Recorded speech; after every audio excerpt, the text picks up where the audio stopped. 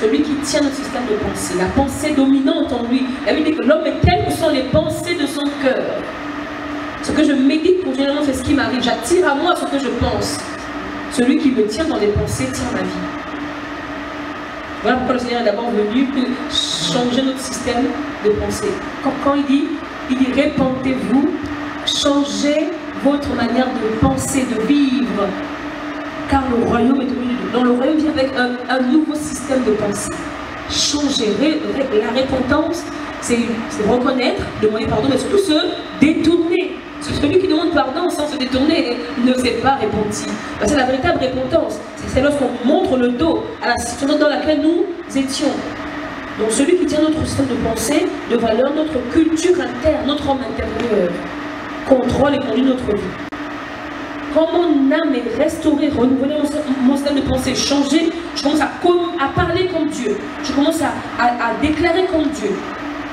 À dire ce que la constitution de mon royaume dit. Et à fonctionner comme. À fonctionner comme. Romains 12:2, je vais le relire. Ne vous laissez pas modeler par le monde actuel, mais laissez-vous transformer par le renouvellement de votre pensée pour pouvoir discerner la volonté de Dieu, ce qui est bon, ce qui lui plaît, ce qui est parfait.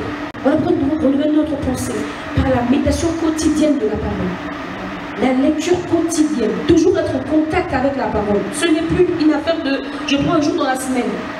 C'est une affaire, il dit que ce livre ne s'éloigne pas de ta bouche. Nous devons avoir un contact quotidien avec la parole de Dieu. Quotidien. Quotidien. Je t'assure, les systèmes de pensée ne partent pas comme ça. Parce que j'ai entendu, ce n'est pas comme ça que ça part.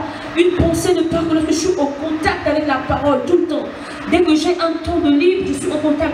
Croyez-moi, on crée comment des djihadistes? Comment est-ce qu'on crée des djihadistes? Comment est-ce qu'on crée des djihadistes? Des terroristes, comment est-ce qu'ils sont créés? C'est parce qu'ils sont au contact de quelque chose au quotidien. C'est comme un lavage de cerveau. Tout à coup, pour eux, mourir devient... Il faut être au contact de la parole. Il faut être au contact de la parole. Qu'on ait des conversions radicales comme celle de Paul.